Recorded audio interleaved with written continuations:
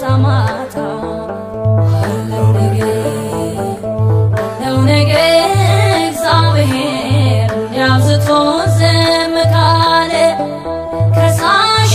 ሆይ ደስ አይበል ቢመሽም